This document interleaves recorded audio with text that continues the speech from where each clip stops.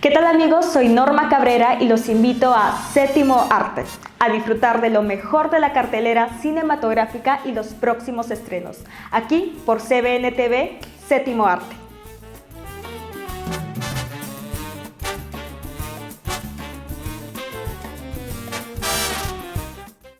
¿Qué tal amigos? Les habla la doctora Yolanda Silva y este jueves contaremos con la presencia del doctor Benito Villanueva Jaro, quien es especialista en gestión pública y cooperación internacional, y trataremos sobre el tema de la lucha contra la corrupción en la administración de justicia.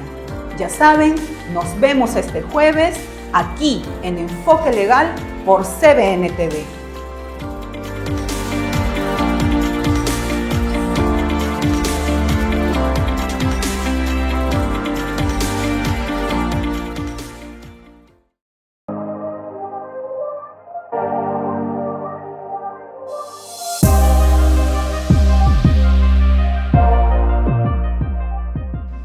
Bienvenidos. ¿Cuántas personas creen en el Poder Judicial? ¿Cuántas personas creen en la imparcialidad de los jueces? Este es un tema crucial porque todos nosotros pertenecemos a nuestro país y vamos a ser juzgados en algún momento o vamos a requerir la participación de los jueces. Y aquí tenemos a la doctora Gladys Echaíz con nosotros para hablar sobre su proyecto para la modificación del nombramiento de los jueces. Bienvenida, doctora Gladys Echaíz. Ella ha sido fiscal de la Nación, ha sido presidente de la Comisión de Justicia del Congreso de la República y muy experimentada, y de la Academia, es muy experimentada. Bienvenida a nuestro programa. Muchas gracias, muy buenas tardes, doctor Bajá.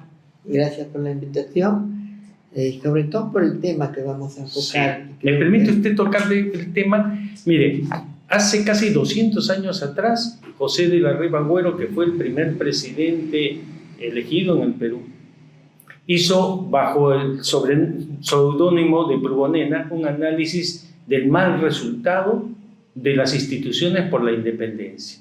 Y de los jueces decía esto: no se podía confiar en las instituciones, los jueces eran sobornables.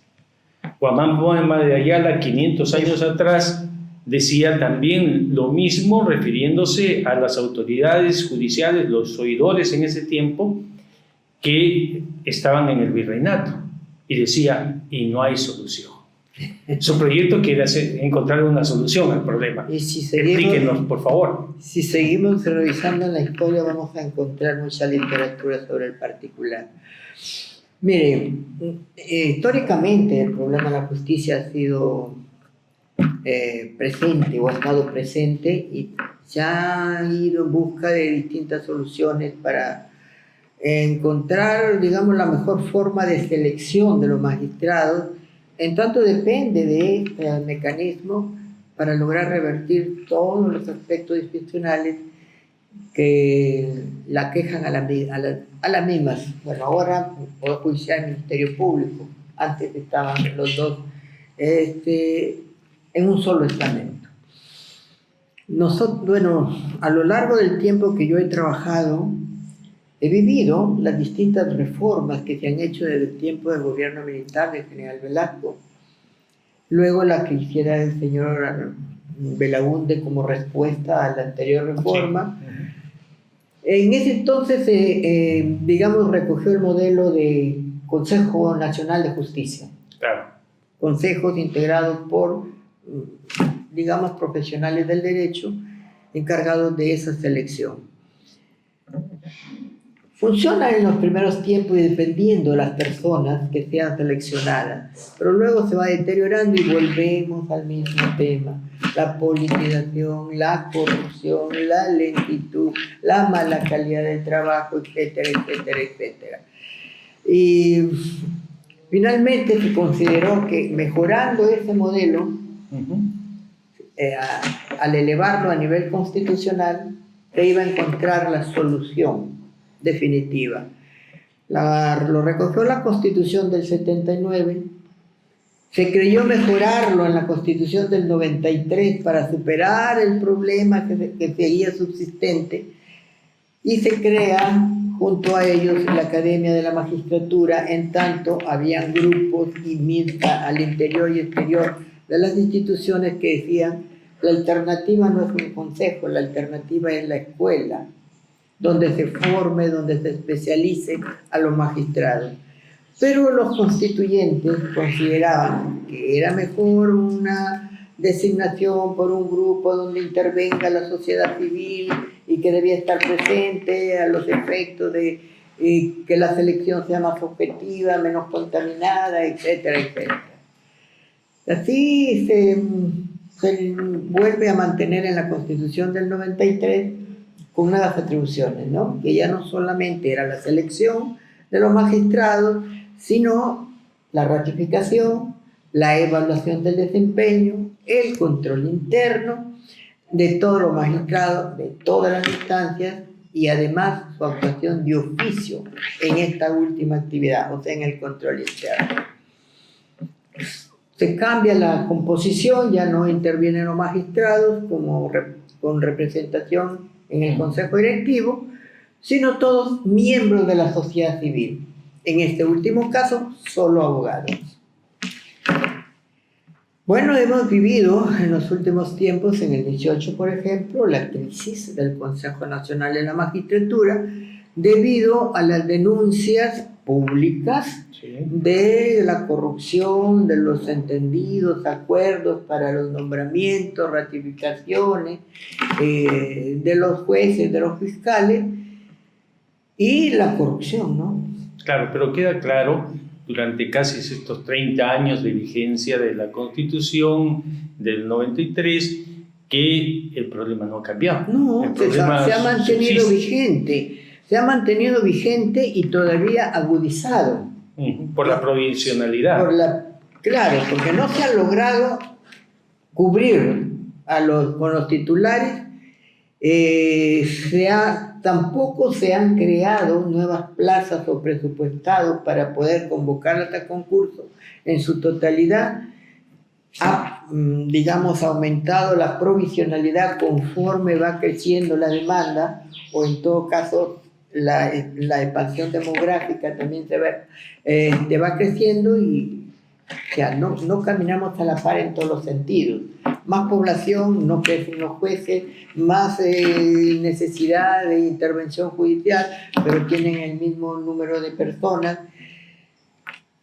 que ha traído como consecuencia un problema adicional, que es la lentitud, el retardo en la administración de justicia, procesos que nunca terminan, pero que están latentes en los medios de comunicación. Juicios que ahora son procesos de conocimiento que duran 10 años, procesos penales que duran un poco más. Y hasta más, hay procesos que tienen 15, 20 años, no se solucionan. Procesos de alimentos, de entrega, de guarda de menores, régimen de visitas, también autorizaciones de viaje, que a veces son urgentes, inmediatas, pero no se puede. Se toman los tiempos. Sí. Podríamos criticar a las personas, pero tenemos que ser objetivos en cuanto la demanda es grande.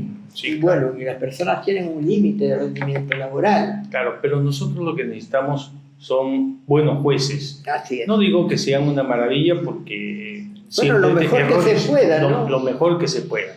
Y dentro de su proyecto está el de crear, que lo presentamos en el Colegio de Abogados de Lima, con mucha gratitud hacia usted por haberlo explicado en ese momento junto con los demás que hicieron sus exposiciones. Pero la pregunta es, ¿qué ventajas daría este sistema frente al que existe en este momento? A ver, frente a esta problemática, nosotros volvemos a retomar la idea de que es la escuela la alternativa de solución, y esto es razón de haber hecho la revisión de las escuelas judiciales que funcionan en otros países, y que, si bien es cierto no son perfectas porque la perfección no existe, el problema, el cuestionamiento no tiene la dimensión que tiene en nuestro país. Así es que decidí hacer esta propuesta, que la traigo desde el tiempo de mi campaña, y la trabajé, logré el apoyo de la Fundación Konrad Adenauer, y logramos que uno de los, digamos, miembros de las escuelas iberoamericanas, que es el doctor Palacios, nos asesore en la elaboración del proyecto y en la adecuación, digamos, a una de las mejores escuelas que tenemos a nivel internacional, como sería la de Barcelona, España, y tratando de asimilarnos en la medida posible, pero adecuándolo indudablemente a nuestra realidad, hemos hecho el proyecto, que se socializó, comenzó a socializarse en primer lugar en el Colegio de Abogados de Lima durante su gestión, por considerar que era el espacio ideal. En tanto, ahí concurren todos los miembros del foro, todos los juristas que capaces de opinar para mejorar, perfeccionar este proyecto. ¿Por qué consideramos que es mejor este modelo de selección? Porque en la forma de selección que tienen los consejos es la de un currículum, la de una entrevista, de un examen psicológico, un examen escrito, y eso es todo el proceso a través del cual se selecciona.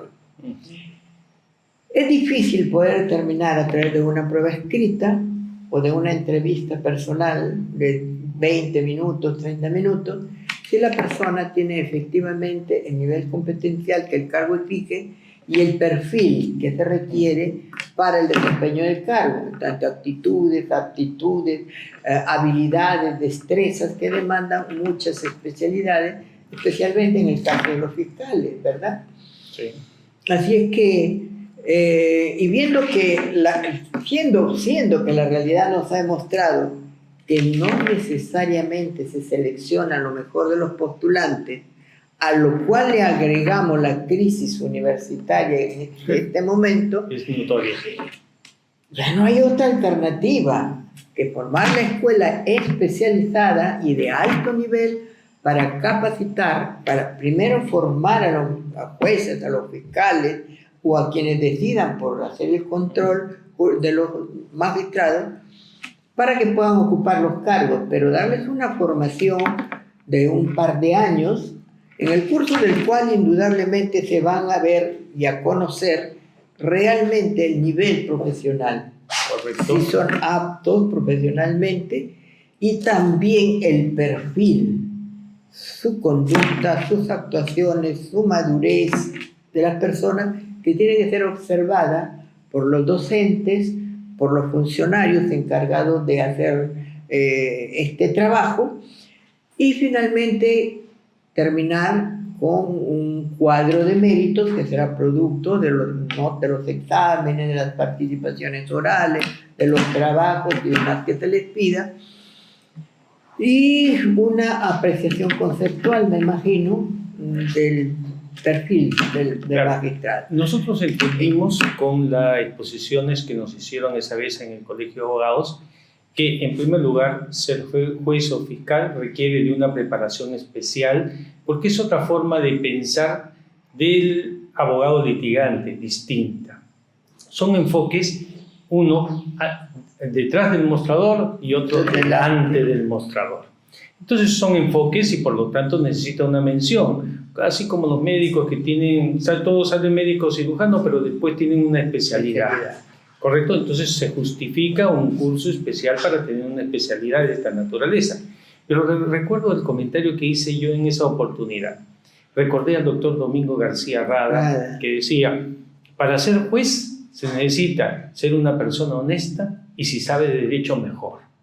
¿Qué quiere decir? Que una persona fundamental que es el juez debe ser una persona honesta, más allá de toda tacha, de toda duda. Entre los notarios nosotros decimos que el notario debe reunir 3 condiciones. Primero, ser honesto. Segundo, tener vocación. Y tercero, tener conocimiento, pero en ese orden. Entonces, durante el tiempo que estarían estudiando como si fuera una maestría, una especialidad, se podría analizar durante todo ese tiempo cuáles son las características, cuál es el perfil psicológico, si es una persona honesta, que no se va a esconder, o es aquel que está fingiendo durante un tiempo con el propósito de colarse a una institución y después aprovecharse de ella.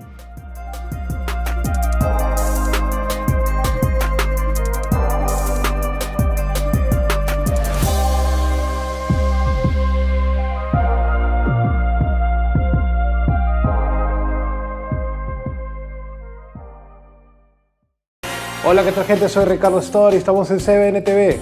Ah, lo olvidaba, soy un ser mundano. CBN TV, del Perú para el mundo. ¿Qué tal, amigos? Soy Enrique Ripalda y los espero aquí en Economía al Día por CBN TV, donde hablaremos temas de economía en un lenguaje fácil y claro. Ya saben, amigos, los espero aquí en CBN TV en Economía al Día.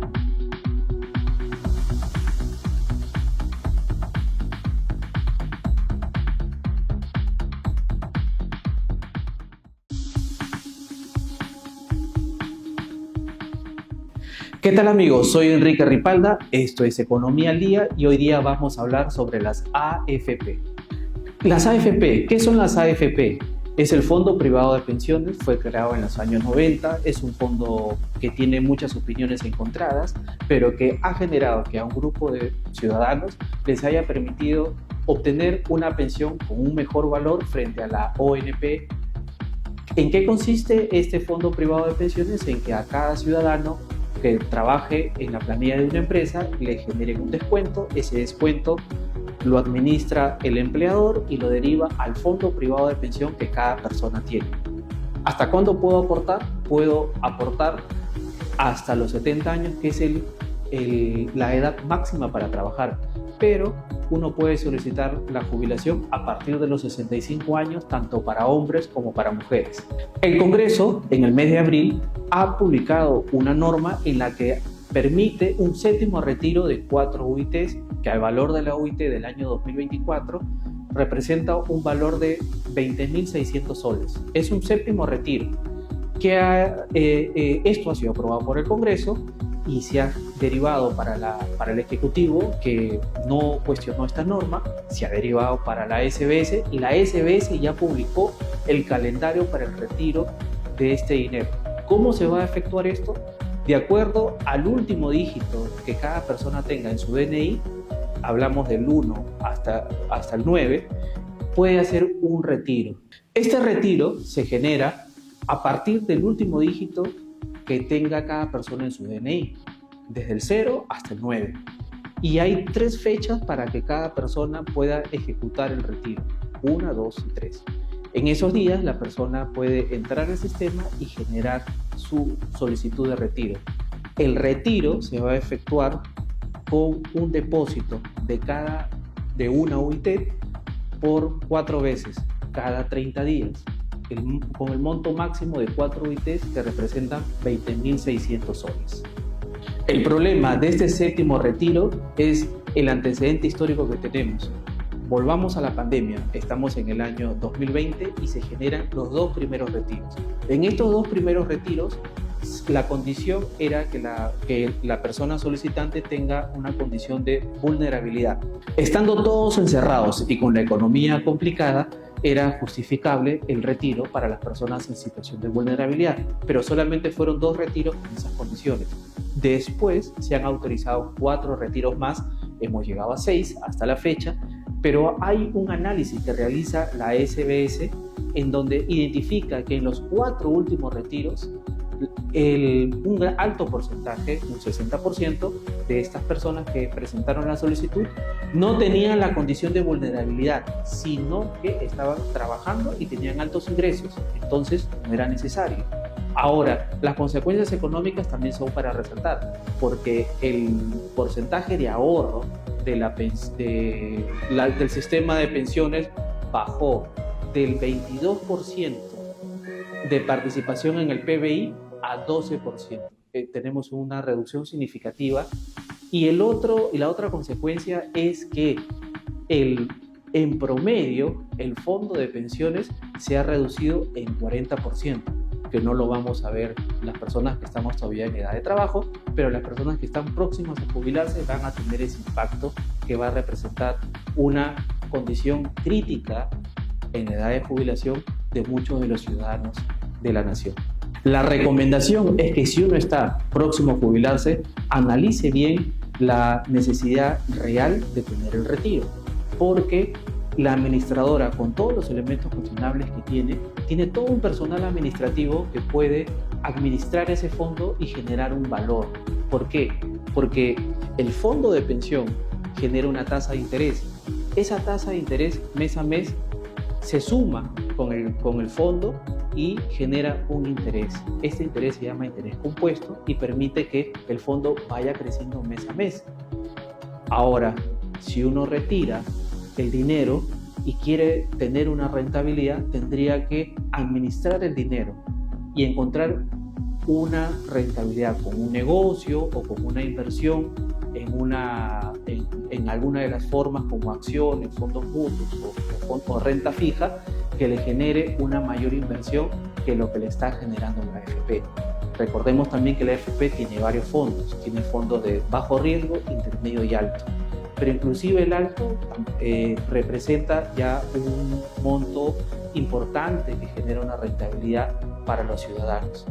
Y para los más jóvenes que todavía están en edad de trabajar, la recomendación es que si van a hacer el dinero, si van a retirar el fondo de los AFPs, no sea para comprar cosas suntuosas, como ocurrió en los primeros retiros, donde hubieron personas que desfilaban con los televisores, con las radios y esos elementos, que fue un gasto superfluo. O mucha gente pintó su casa, la arregló bien bonita, pero el problema no se ve ahora, se ve en 40 años. Entonces, si uno no tiene un manejo financiero o un negocio como para invertir que le genere una rentabilidad mejor que la que le genera la AFP, lo mejor sería dejar el dinero en el fondo de pensión para que siga creciendo. Soy Enrique Ripalda y esto es Economía al Día. Nos vemos pronto.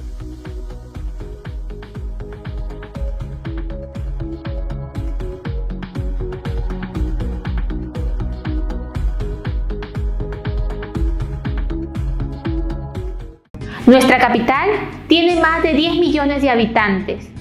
Muchos lugares parecen olvidados por nuestras autoridades.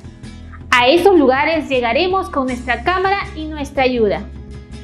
Soy Dayana Ruiz y nos vemos pronto en La Voz del Pueblo por CBN Televisión.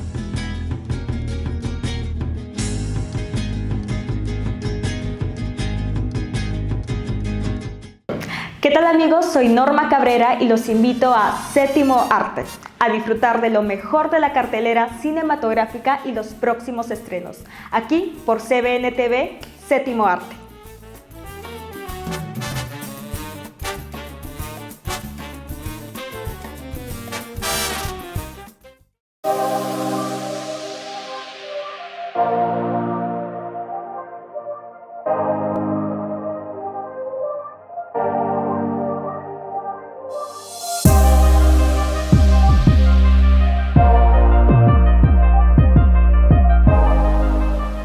Bienvenidos.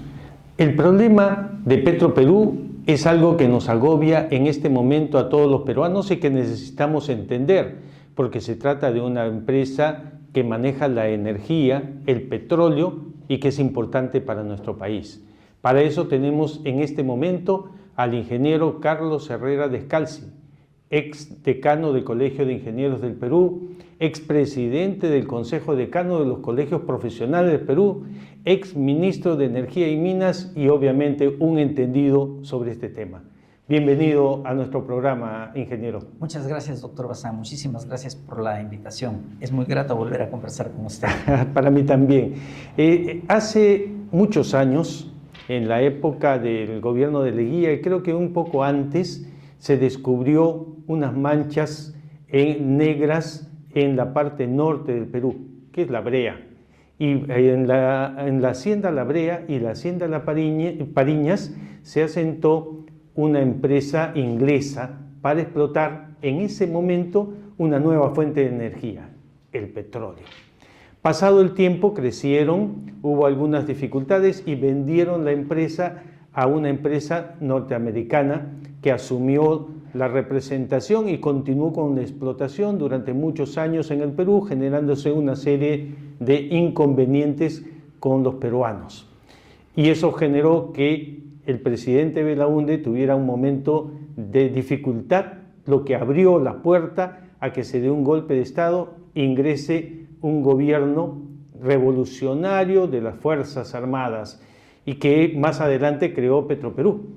Cuéntenos, usted conoce la historia completa. Sí, es correcto. Incluso se narra entre los españoles que encontraron manchas de petróleo en el mar cuando venían al Perú allá por el 1500 y tantos, ¿no? Entonces, y antes de la perforación del pozo petrolero en el norte del Perú, solamente hubo una en el mundo, que fue en Estados Unidos, que fue donde fue el primer pozo petrolero. En Texas, creo. No, esto fue, no fue en Texas, déjeme recordarme, el sitio era cercano a Nueva York. Ya. Entonces, el Perú pues fue el segundo pozo petrolero en el mundo. Entonces fue la historia que usted ha narrado. No se pudo llegar a un acuerdo durante el gobierno de Belaúnde, se había llegado a un acuerdo que fue, digamos, mal considerado, y se produce el golpe de Estado y luego la toma de La Brea y Pariñas por los tanques del ejército peruano, y se llama el Día de la Dignidad Nacional. Fue el 9 de octubre de 1968. Sí, correcto. Correcto. Yo me acuerdo porque en esos años estaba en la universidad y vi que embanderaron la universidad y se llamó el Día de la UNI, y se llamó el Día de la Dignidad Nacional. Pero el reservorio de La Brea y Pariñas ya estaba declinando. O sea, ya no producía lo mismo que antes. En cambio, la demanda del Perú estaba creciendo, y en ese año 1968 el Perú, que había sido toda su vida exportador de petróleo, dejó de ser exportador para pasar a ser importador neto de petróleo. O sea, seguía produciendo, pero menos de lo que necesitaba. Esto llevó a la creación de Petroperú. Petroperú, por distintos motivos, exploró en la selva del Perú. Le habían dicho, un reputado geólogo alemán le había dicho al gobierno del Perú, más o menos, que la selva del Amazonas era como el lago de Maracaibo, que estaba flotando en petróleo, y que donde perforase iba a encontrar petróleo. Se crea Petroperú, Petroperú realiza las primeras perforaciones, y en las tres primeras, en 3 sitios distintos, tiene éxito. Con eso se pensó que se había descubierto una nueva Venezuela en petróleo. Entonces, ese hecho es suficiente para que vengan los capitales, ¿no? Los capitales, si tienen que ir al infierno, van. Siempre y cuando haya un buen negocio. Mientras tengan utilidad, pactan con el diablo. Sí, esa es la regla de juego, ¿no? Entonces, ya teníamos resuelto el problema del petróleo, pero estaba en la selva, y en la selva no nos sirve de nada. Teníamos que ponerlos en el mercado, que estaba en la costa, y en la refinería, que estaba en Talara. Eso llevó a otro proyecto, que fue la construcción del oleoducto norperuano. Y recién en el año 79, comienzos de los 80s, ya en el segundo tramo del gobierno militar, durante la época del general Morales Bermúdez, es que se termina de construir el oleoducto. Y con eso el Perú deja de ser importador y pasa a ser exportador de petróleo, y la economía de nuevo le sonríe, ¿no? Correcto. Petroperú ha trabajado desde entonces hasta ahora. Que yo recuerde, por lo menos hasta el año 2015, Petroperú siempre dio resultados positivos. O sea, tenía una planilla grande, pagaba muy buenos sueldos, pagaba impuestos y atendía a las zonas más difíciles del Perú como mercado, la Sierra del Sur y la selva. Era una especie de subvención. Daba una especie de subvención, porque llegamos a una situación en que en la selva, por ejemplo, el pago del petróleo o los combustibles estaban exonerados del IGB, entonces Petroperú no les podía cobrar el IGB a los consumidores. Pero como Petroperú tenía sede en Lima, por la sede lo obligaban a pagar el IGB, y ellos tenían que pagar. Y aún así la empresa tenía resultados positivos. Entonces, la gran pregunta es: ¿en qué momento cambió la situación?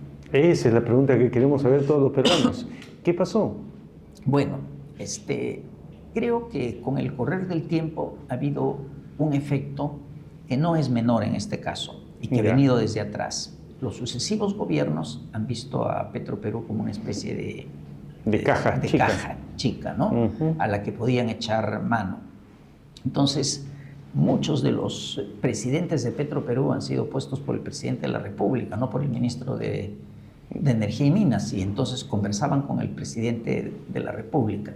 Y a Petroperú se lo ha ido llenando de gente amiga del gobierno, partidarios de los gobiernos de turno, y se ha ido inflando la planilla por muchos años. Entonces, podemos concluir que se trata de un manejo no técnico ni empresarial, lo que ha generado un desfase entre lo que se produce con lo que se gasta. Correcto. Que dice que el mejor negocio del mundo es una empresa petrolera bien administrada.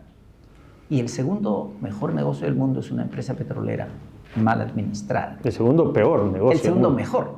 ¿Ah, sí? Sí. Aún así, mal administrada siempre es un buen negocio. O sea, hay tal holgura de dinero en una empresa petrolera que aún una empresa petrolera mal administrada funciona. Correcto. Entonces, esto no se ha cumplido con Petroperú. Petroperú creo que tiene un problema de planilla, tiene un problema de una planilla muy grande, que es un problema social, es un problema que va a ser muy difícil de resolver. Pero el problema que realmente la hundió, digamos, el equivalente al témpano de hielo que hundió el Titanic, sí, ha sido el proyecto de la refinería. La refinería per se no es un mal proyecto, al contrario, es un buen proyecto. ¿Por qué una refinería es un buen proyecto? Porque la refinería es rentable si es que uno la maneja bien. En todo el mundo son rentables. Si la inversión es razonable y se tiene márgenes holgados. Incluso cuando se inició el proyecto de la refinería, los márgenes que se tenían de refinación, se llama margen de refinación a la diferencia entre el precio de los productos que salen del petróleo y el precio mismo del petróleo. Entonces, aun cuando Petroperú no fuese productor de petróleo, por efectos de la refinería, le compra a alguien petróleo, lo refina y lo vende como gasolinas, diésel, etc. Entonces, ahí tiene un margen interesante. Correcto. Ese margen, que era entre 5 y 10 dólares el barril, en el año 22, con la guerra de Ucrania, se fue a 60 dólares el barril. Si el proyecto de la refinería hubiera estado terminado a tiempo, si hubiera terminado en el año 2019, lo que habría ocurrido es que Petroperú habría recuperado muchísimo más rápido la inversión de la refinería de lo que se pensaba. Pero ¿qué cosa es lo que ocurrió en la realidad? El proyecto fue mal conducido, fue mal administrado, fue mal pensado. ¿Por qué? No sé en qué momento el proyecto se convirtió en una nueva refinería. El proyecto nació con el nombre que tiene, ¿no? Era un proyecto de modernización de la refinería de Talara. ¿Por qué modernización? Porque, y esto le pasa a todo lo que es industria. Todo lo que es industria antigua tiene procesos que siguen las tecnologías de siempre, que no han cambiado gran cosa, pero tienen instrumentos, elementos de control que sí han cambiado enormemente. Lo que antes era mecánico hoy es electrónico, ¿no? Antes lo que se movía con una válvula que había que moverla con 2 hombres haciendo bastante musculosos y moviendo una válvula, hoy día la hace con el mouse de una computadora. ¿No?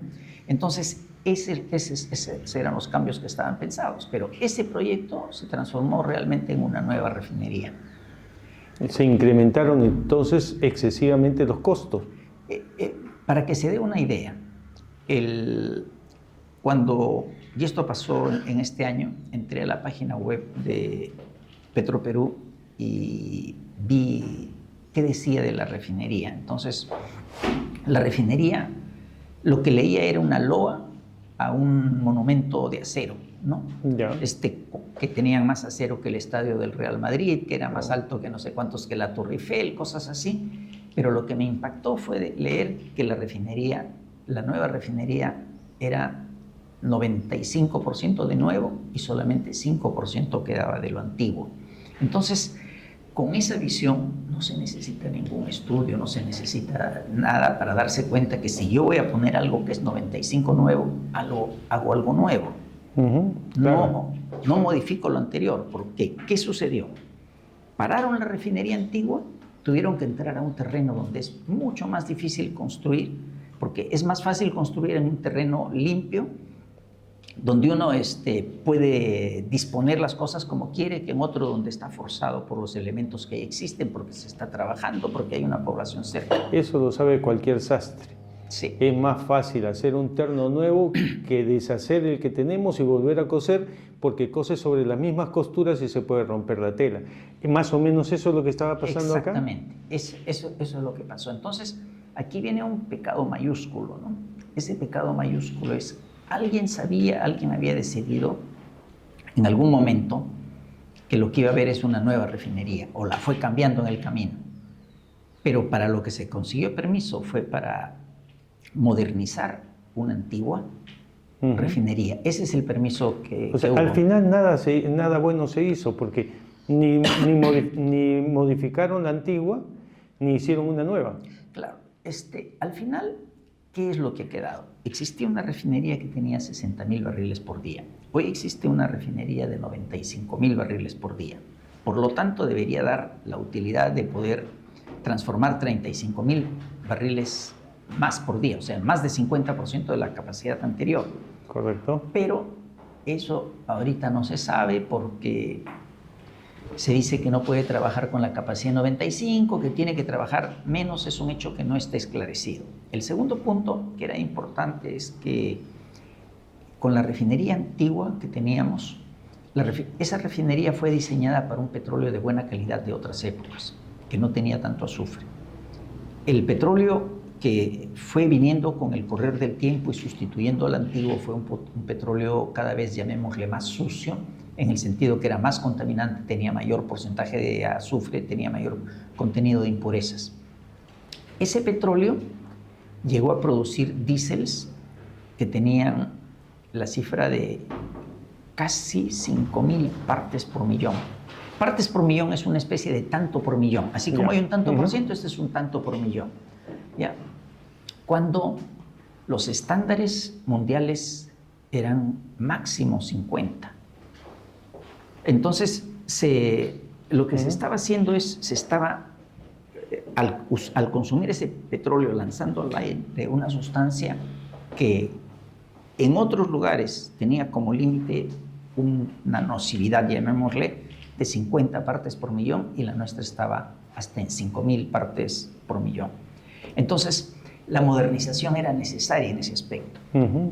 Entonces, el segundo gran esfuerzo de esta modernización fue que, además de que fuera una refinería más grande, sería capaz de procesar un crudo mucho más sucio que los antiguos y producir, sin embargo, combustibles más limpios. Claro. Ese es el mérito de la actual refinería. El tema es que un proyecto de esa naturaleza, pues inicialmente se veía en 1.500 millones de dólares. Pueden ocurrir muchas cosas. Se puede ir el proyecto hasta 2.000 millones de dólares, pero no hasta 6.000 millones de dólares. Entonces, un proyecto que debió haber tomado 4 años, 5 cuanto mucho, se fue al más del doble. Hoy leía justamente en el pronunciamiento del directorio el triple del costo inicial, y duró mucho más tiempo. Entonces, durante ese periplo de la construcción tuvo que parar la antigua refinería. Al parar la antigua refinería, dejó de tener la ganancia. Para ponerlo en términos de panadería, una panadería compra harina y vende pan. Claro. Y el kilo de pan tiene que ser más caro que el kilo de harina, si no, el negocio no funciona. Por supuesto. Dejó de ganar la diferencia entre el kilo de pan y el kilo de harina. Entonces, si pensó que iba a parar por una semana o por un mes y después volvía al negocio, ok, funcionaba, pero no por varios años. Claro, pararon el horno y ya no producían nada. Pero eso es lo malo que se está haciendo y que ha llevado a Petroperú al extremo en que está. ¿Qué soluciones, con su experiencia, podría haber para una empresa que es importante para el país? Hoy día, Anoche leí un comunicado del directorio de Petroperú donde lo que recomienda es una administración privada. Entonces, ¿por qué habla de una administración privada? Porque dice el comunicado unas cosas muy duras, entre ellas dice que hoy día Petroperú necesita otros 2.200 millones de dólares de aporte de capital del Estado y que no está seguro que sea el último aporte, porque después en el futuro puede volver a necesitar. Y usa estos términos, dice que sería inmoral hacer que el pueblo peruano siga aportando dinero en esta empresa y que mejor es privatizarla. Pero, ¿de qué estamos hablando cuando hablamos de privada? Estamos hablando de una administración privada. Entonces, la administración no se puede calificar como privada y estatal. La administración se puede calificar como eficiente o ineficiente, con todas las variantes en el intermedio. Entonces, lo que en realidad te está diciendo es que se necesita una administración eficiente. Y el otro tema que realmente está diciendo es que somos incapaces de dar una administración eficiente a una empresa como Petroperú. Es decir, durante 40 años de la historia de la empresa, fuimos capaces de tener una administración eficiente, con técnicos capaces y con gente que supo llevar la empresa. Y ahora ya no tenemos la capacidad de administrarla. Esa es una pregunta que tiene que flotar y tiene que preguntarse por qué. En el propio comunicado del directorio añaden algo.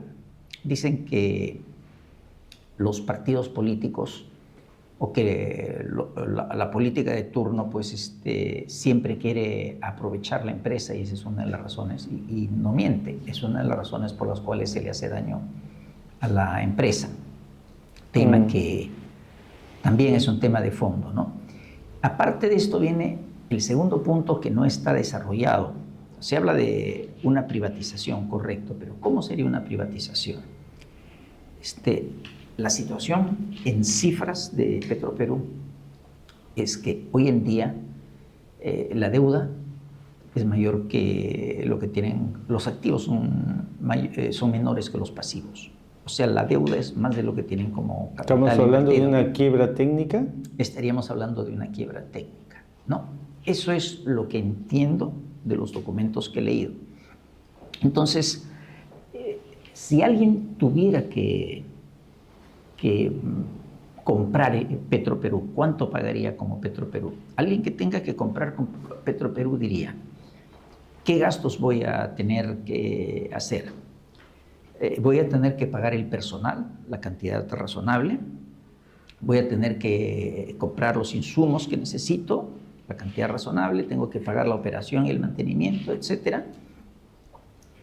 Y tener cuáles son los precios de venta del mercado, sacar una diferencia, esa diferencia es una rentabilidad, y esa diferencia, que es la rentabilidad, le permite decir cuánto es el valor del activo que tiene en estos momentos Petroperú. Yo no he hecho el ejercicio, sé cómo se hace.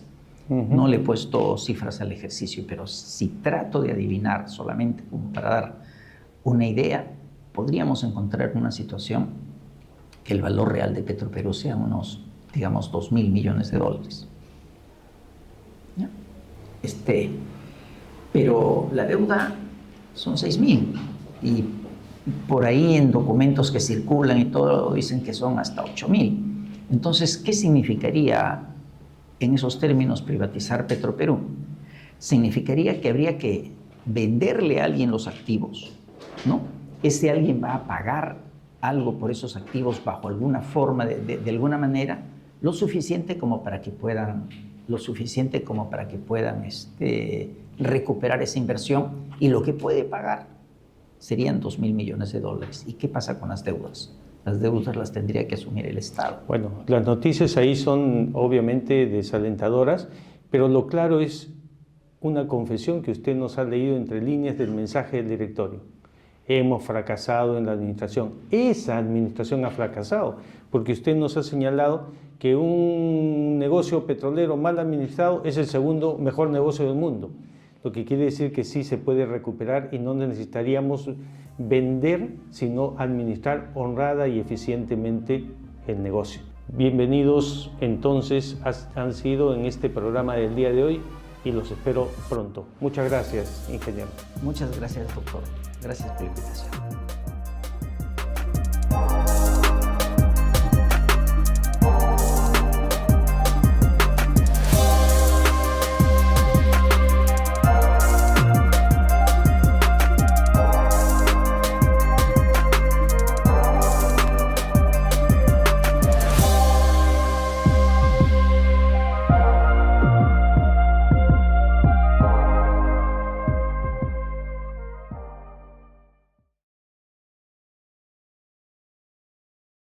Conversaremos sobre todos aquellos temas en los que usted y su familia necesitan orientación y asesoría. Soy Yolanda Silva Torre y nos vemos aquí en Enfoque Legal por CBN TV.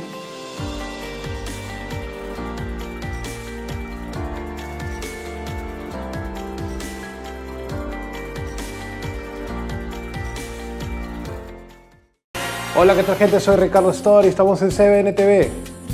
Lo olvidaba, soy un ser mundano. CBN TV, del Perú para el mundo.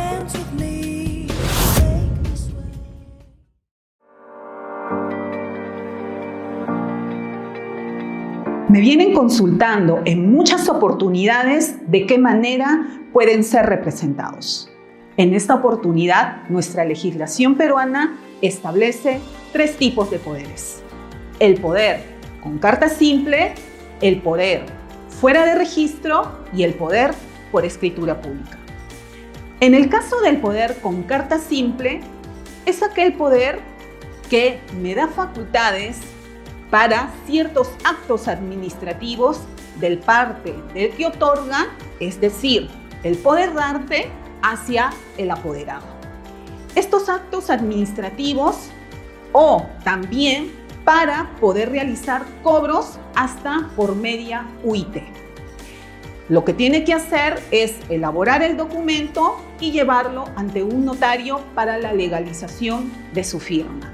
No es necesario que esté presente el apoderado, solamente el que otorga el poder.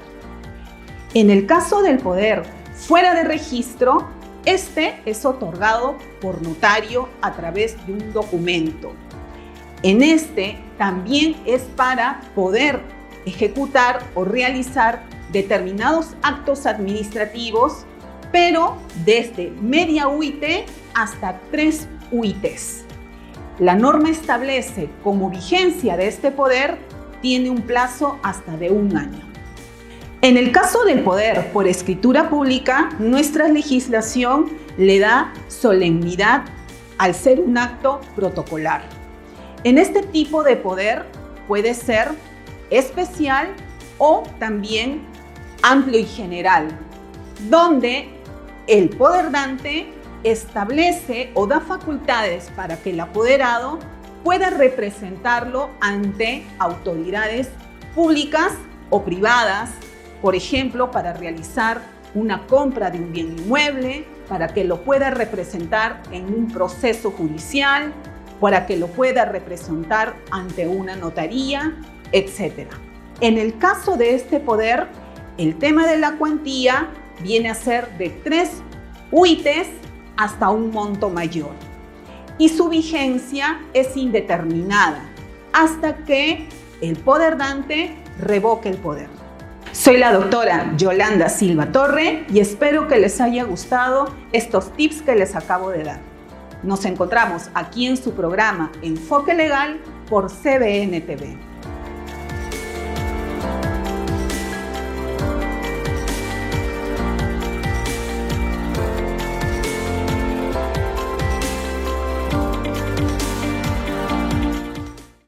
Hola, ¿qué tal, gente? Soy Ricardo Story, estamos en CBN TV.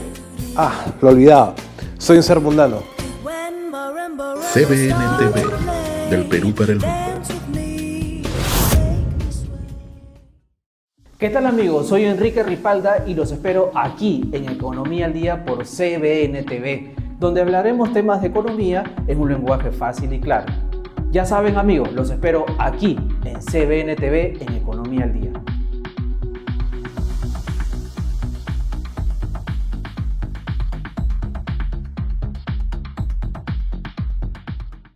Y este es Ser Mundano y viajamos en el mundo de los cómics desde Chile con el gran Pepo y Condorito.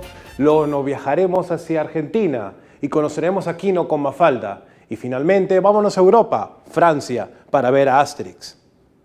Los cómics, desde su llegada, pasaron a formar parte de nuestras vidas, convirtiéndose en fieles compañeros de risas y entretenimiento, para los más pequeños hasta los más grandes. Echemos un vistazo a las creaciones más grandes y conocidas en el mundo. Empezamos en Chile, donde un personaje muy curioso y peculiar empezó a robarse el corazón de muchos leyentes hasta alcanzar la fama mundial. Nada más ni menos que Condorito. Condorito es una serie de historieta cómica chilena. Fue publicada por primera vez el 6 de agosto de 1949 y creada por el dibujante René Ríos Botiguer, más conocido como Pepo. Este personaje es un cóndor antropomorfo de clase humilde que es alegre, siempre dispuesto a celebrar con sus amigos y sacar partido trabajando lo menos posible, pero a su vez honesto y de buenas intenciones. Ahora viajemos a Argentina, donde surgió otro personaje que causó bastante ternura y humor a sus leyentes. Así es, estamos hablando de Mafalda, el cual es el nombre de una tira de prensa argentina creada por el humorista gráfico Quino, protagonizada por la niña homónima, espejo de la clase media y de la juventud progresista, que se muestra preocupada por la humanidad y la paz mundial, rebelándose contra el mundo legado por sus mayores. A lo mejor el mundo está lleno de Miguelitos y por eso está como está. Y por último, vayamos hasta Francia, en donde estos personajes vienen desde la antigüedad para divertirnos. Astérix de Galo es una serie de historietas cómicas francesa creada por el guionista René Goscinny y el dibujante Albert Uderzo, apareciendo por primera vez el 29 de octubre de 1959 en la revista Piloté, antes de publicarse como álbum. Los protagonistas de la historia son una pareja de peculiares galos, Astérix, bajito y resuelto, mientras que Obélix, grandulón, dubitativo y bobalicón, ambos dotados de la fuerza descomunal que les proporciona la poción mágica que prepara su druida con hierbas secretas del bosque. Así como estos cómics marcaron una gran parte de nuestra infancia, muchos recordamos con cariño esas divertidas historias y guardamos en nuestras memorias aquellas tardes inolvidables, donde nos sentábamos a leer en compañía de nuestros amigos o padres. Y esto han sido los cómics en Ser Mundano. Soy Ricardo Stoddard. Nos vemos.